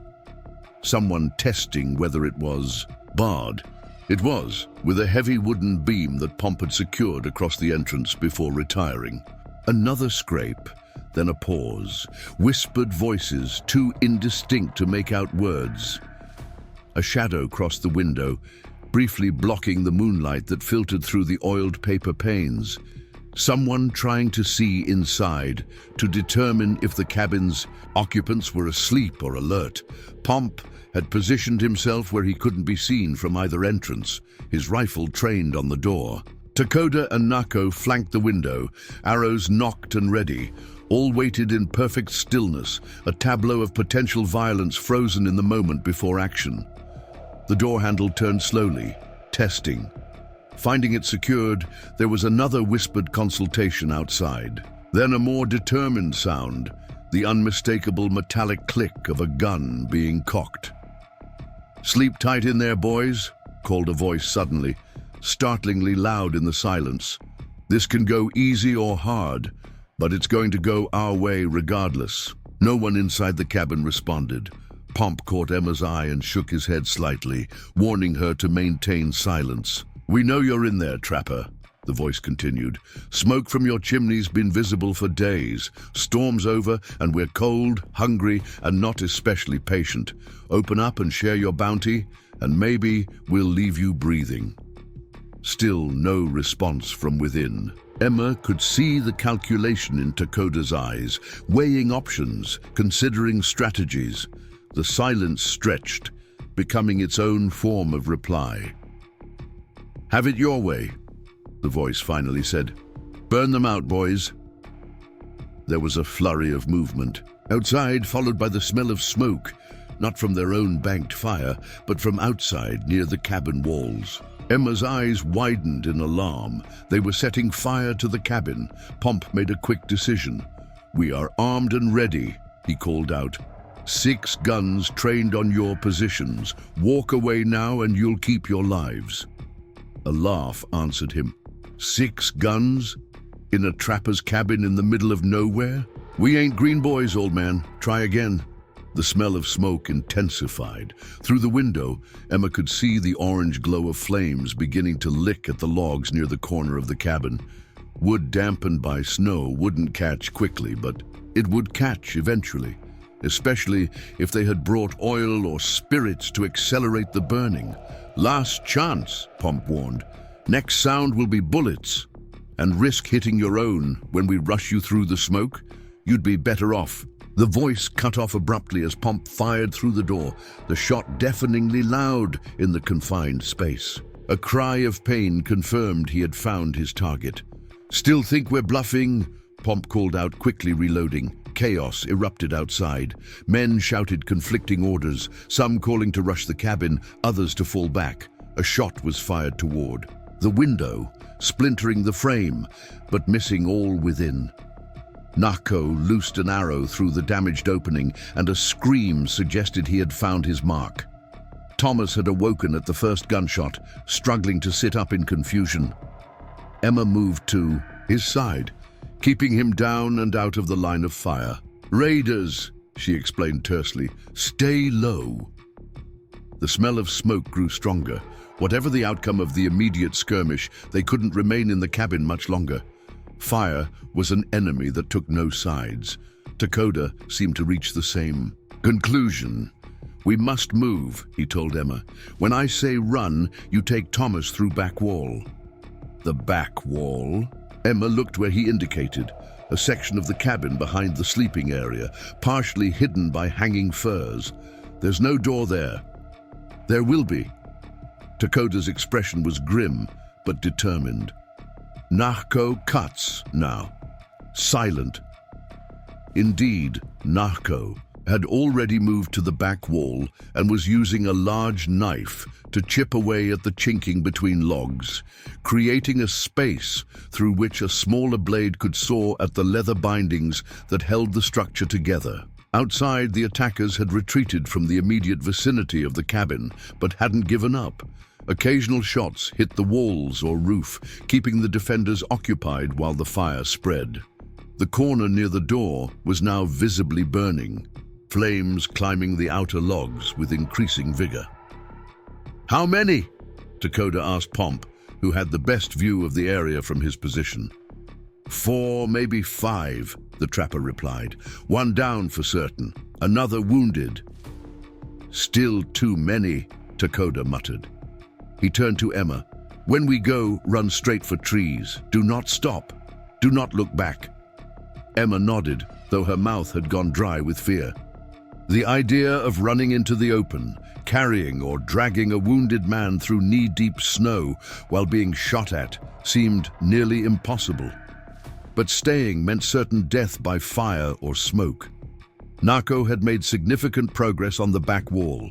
A section about 3 feet wide had been loosened, the logs separated enough that they could be pushed outward to create an improvised exit. He worked with remarkable efficiency, his movements economical and nearly silent, despite the urgency. "Almost ready," he reported. Makia had busied himself gathering essentials into a single pack. Medicines, some food, a water skin. Thomas struggled. To his feet with Emma's help, his face pale but determined. Despite his weakness, he seemed to understand the gravity of their situation and was marshalling what strength he had. "Can you run?" Emma asked him quietly. "If it means not burning to death, I can fly," Thomas replied with gallows humor. The fire had now spread to the roof, its crackling audible above the occasional gunfire. Smoke began to fill the upper portion of the cabin, forcing them to crouch lower. "Now or never," Pomp declared. He moved to help Nako with the wall, both men straining to push the loosened section outward against the weight of snow banked against it. With a groan of protesting wood, it gave way, creating an opening just large enough to crawl through. Cold air rushed in, momentarily clearing some of the smoke. Dakota peered through the gap, scanning for threats. "Clear for now," he reported. "They focus on front." Pomp turned to Emma. "You and Thomas first, then Makia. We follow, providing we'll cover." "You're coming too," Emma insisted, suddenly understanding that the men might be planning to stay behind to cover their escape. "Of course," Pomp assured her, though something in his eyes made her doubt his sincerity. "Now go before they circle around." Emma helped Thomas to the opening. He grimaced as he forced his injured leg through the gap, then pulled himself outside, with surprising strength born of desperation. Emma followed immediately after, the snow's cold bite shocking after the smoke-heated cabin. They found themselves in a small clearing behind the cabin, with the dense pine forest about 30 yards away. The snow was deep, past Emma's knees in places, making movement arduous and slow. Thomas leaned heavily on her shoulder as they began to trudge toward the tree line, each step an exercise in determination. Makia emerged from the cabin next, the pack of supplies secured to his back. Despite his age, he moved through the snow with more facility than either Emma or Thomas, quickly catching up to support Thomas from the other side. Nako appeared at the opening next, bow in hand, scanning the perimeter before fully emerging. He moved to the corner of the cabin, preparing to provide covering fire for the final 2 men. A shout from the front of the cabin indicated their escape had been discovered. Gunfire intensified, and Emma heard Pomp returning fire from within. The flames had now engulfed nearly half the roof, sending sparks into the night sky. "Faster!" Makia urged, practically dragging Thomas forward. Emma struggled to keep pace, her lungs burning from exertion and lingering smoke. The tree line seemed impossibly distant, though they had already covered nearly half the ground between it and the cabin. A figure appeared around the side of the burning structure, one of the raiders, rifle raised. Before he could fire, an arrow from Nako's bow took him in the chest. He crumpled without a sound, his weapon discharging harmlessly into the snow. But the shot had alerted the others. 2 more figures rounded the cabin, guns drawn. Nako dropped one with another well-placed arrow, but the second managed to get off a shot before retreating. Emma heard the bullet whiz past her ear, impossibly close. Dakota finally emerged from the burning cabin, half carrying Pomp, whose left arm hung at an awkward angle, clearly wounded. They staggered through the opening as a section of the roof collapsed behind them, sending a shower of burning embers into the night. "Go!" Dakota shouted to Nako, who hesitated, clearly torn between providing cover fire and helping with Pomp. The wounded trapper made the decision for him, pushing away from Dakota's support. "I'll slow you down," Pomp gasped. "Get them to safety." "No man left," Dakota insisted, grabbing Pomp's good arm and pulling him forward. "Comanche way." They struggled through the snow, the group now spread out in a ragged line, Emma and Makia supporting Thomas in front, Nako moving in a protective pattern around them, and Dakota half dragging Pomp in the rear. Behind them, the cabin had become empire, flames reaching high into the night sky, illuminating their escape with cruel clarity. The remaining raiders had regrouped and were in pursuit, using the burning cabin's light to target the fleeing group. Bullets kicked up snow around them, one grazing Makia's shoulder and drawing a grunt of pain from the old hunter. But he didn't. Slow, his grip on Thomas remaining firm. The edge of the forest loomed closer, 20 yards, then 10, then 5. Emma's legs burned with fatigue, each step a battle against the deep snow and her own exhaustion. Thomas had fallen silent, his full weight now dragging at her shoulder as consciousness began to slip away from him. "Almost there," she gasped, more to herself than to him. "Keep moving." The trees finally enveloped them, the sudden darkness both blessing and curse. They were harder to see now, but the footing was treacherous, hidden roots and fallen branches, creating traps beneath the snow. Emma stumbled repeatedly, only Makia's steady presence keeping her and Thomas upright. Behind them, Dakota called out orders in Comanche. Nako immediately changed direction, circling back to help with Pomp. The trapper's condition had deteriorated, blood loss weakening him to the point where Dakota could no longer keep him moving forward. "Here," Makia directed, steering Emma and Thomas toward a dense thicket where fallen trees created a natural hollow beneath the snow. "Hide. Rest." They collapsed into the space, Thomas now fully unconscious. Emma cradled his head in her lap, her breath coming in ragged gasps as she tried to recover from the desperate flight. Makia knelt at the edge of their shelter, knife drawn, watching for pursuit. Minutes passed with excruciating slowness. The glow from the burning cabin filtered through the trees, creating shifting patterns of light and shadow that played tricks on Emma's exhausted mind. Every sound, the crack of burning timber, the call of a disturbed nightbird, the whisper of snow falling from overloaded branches, seemed to herald the approach of their hunters. Finally, shadowy figures appeared through the trees, Dakota and Nako supporting Pomp between them. The trapper's head hung low, his feet dragging trails in the snow. They reached the makeshift shelter, carefully lowering Pomp beside Thomas. "How bad?" Emma asked, noting the alarming amount of blood that had soaked through Pomp's coat. "Bad," Dakota confirmed grimly. "Bullet in shoulder, another grazed side." Makia immediately opened his medicine pack, but his expression when he examined Pomp's wounds spoke volumes. The trapper needed more help than herbs and poultices could provide. "The raiders?" Emma asked. "Two dead," Nako reported. "Rest following, but slowly. Snow hides our trail somewhat." "Soldiers from fort." Cold dread settled in Emma's stomach. "Looking for us?" "For Pomp, maybe. For Comanche, definitely." Dakota met her gaze directly. "White woman missing with natives. Soldiers assume kidnapping." "But that's not what happened." Emma protested. "I can tell them," Dakota shook his head. "Soldiers shoot first. Questions later, if ever." He glanced toward the wounded men. "We cannot move Pomp now. Too dangerous." Emma understood his dilemma. Staying meant risking discovery by either Blackwood's raiders or the soldiers. Moving meant certain death for Pomp and possibly Thomas. Neither option promised safety. What do we do? Takoda was silent for a long moment, his dark eyes reflecting the firelight. I go to soldiers, he finally said. Alone. Tell truth. Emma stared at him in disbelief. That's suicide. They'll shoot you on sight. Maybe. Maybe not. A ghost of a smile touched his lips. I am good talker when needed. I'm coming with you, Emma declared, already reaching for her coat. They'll believe a white woman. Too dangerous, Takoda objected. More dangerous than our current situation, Emma countered.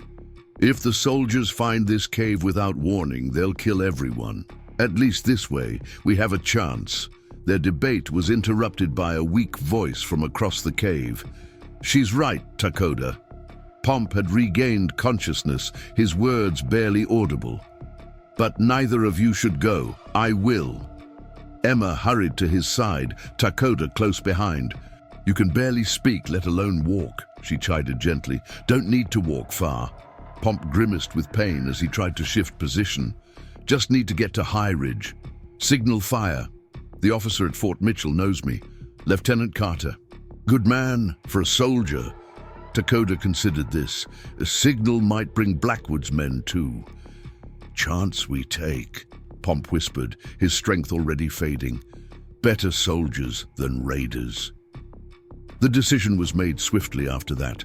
Takoda would help Emma reach the ridge with materials for a signal fire. 2 warriors would remain at the cave with Makia, Nako, Thomas, and Pomp. The other warrior would scout for signs of Blackwood's men. As Emma prepared to leave, gathering the specially prepared pitch-soaked pine branches that would create a distinctive smoke, Thomas caught her attention. If you reach the fort, he said urgently, there's something you should know. Blackwood has papers, official documents that give him authority over the wagon train, but they're forgeries. I found them while cleaning his tent. He has no legal right to abandon anyone. Emma absorbed this information, another piece of the puzzle that was Jeremiah Blackwood slotting into place. A fraud, as well as a tyrant. It explained much about his paranoia and cruelty. I'll make sure Lieutenant Carter knows, she promised. The journey to the ridge was grueling. Despite the morning sun, the temperature remained bitterly cold, and the snow had developed a treacherous crust that alternately supported their weight and gave way unexpectedly. Emma fell repeatedly, each time forcing herself up with diminishing strength. Takoda moved with remarkable surety, finding the easiest path, stopping occasionally to help her over particularly difficult stretches. They spoke little, conserving energy, but Emma felt a growing bond in their shared struggle, a connection forged through hardship and mutual respect that transcended their different worlds. By midday, they reached the ridge Pomp had described, a jutting outcrop of rock that commanded views in all directions. From this vantage point, Emma could see the distant, smoldering remains of the cabin, the vast sweep of snow-covered prairie beyond, and most notably, a column of riders approaching from the east. Soldiers, Takoda confirmed, studying them through a small brass spyglass that had belonged to Pomp. 8, maybe 10. Emma quickly arranged the signal materials, using her flint to ignite the specially prepared kindling. The fire caught immediately, and when she added the pitch-soaked branches, a column of dense black smoke rose straight into the still air. It took only minutes for the soldiers to notice. Through the spyglass, she saw them change direction, heading directly toward the ridge. They come, Takoda said unnecessarily. You should meet them alone. I will watch from trees. Emma caught his arm before he could withdraw. No, we do this together or not at all. I won't let them think you've done anything wrong. Takoda studied her face, seeming to search for something. Whatever he found appeared to satisfy him. He nodded once, decisively.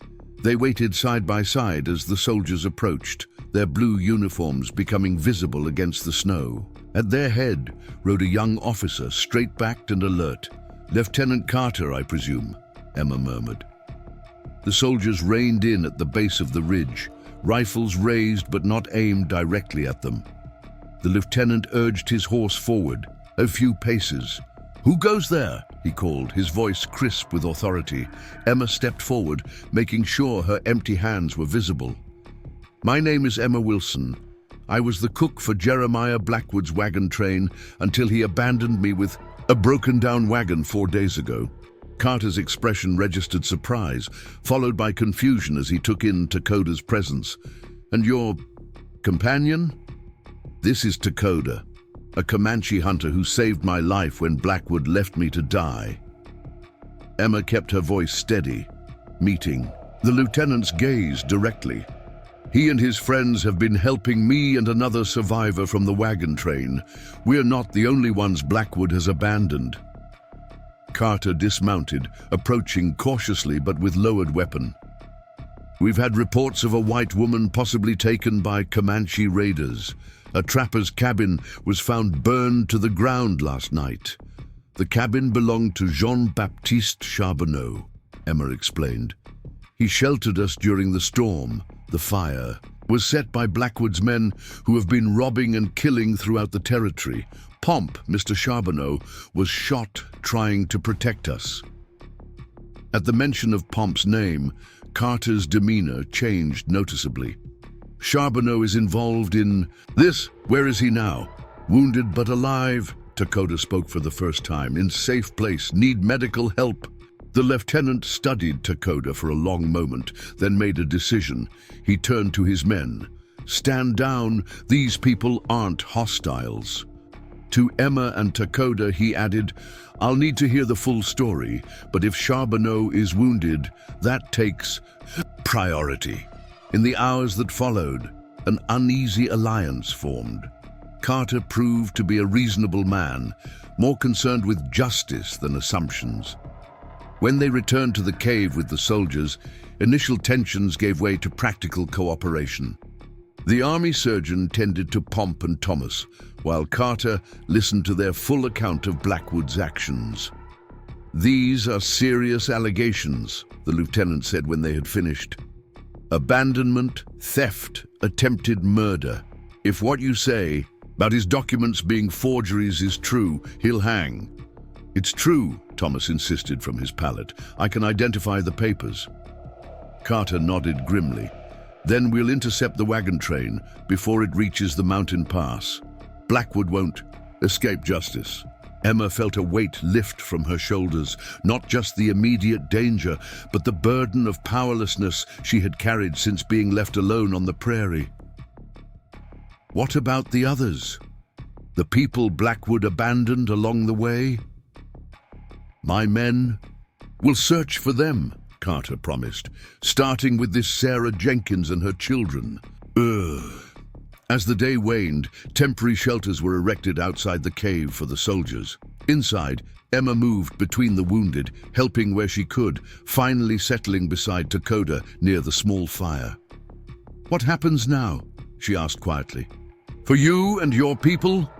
Dakota gazed into the flames. "Winter camp waits, then spring comes, life continues." He glanced at her. "And you? Still California?" Emma considered the question.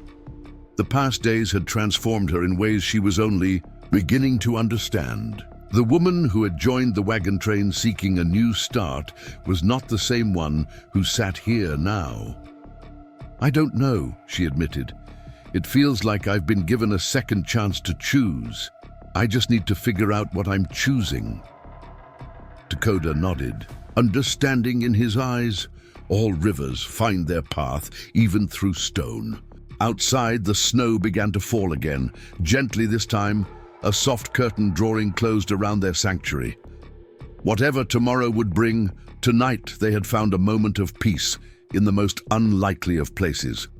For Emma Wilson, abandoned, cook-turned survivor, it was enough for now.